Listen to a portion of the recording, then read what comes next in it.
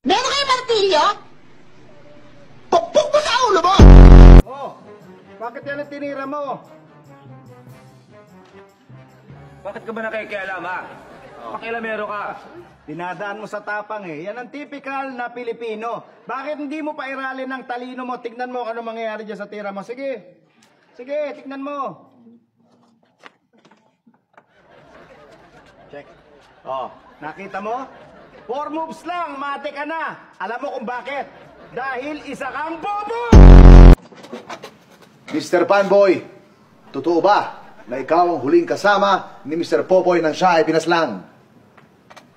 Tama po kayo, Mr. Attorney.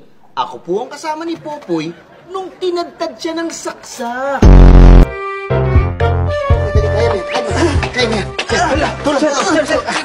Sige. Sir po kayo. Sir, ano nangyari?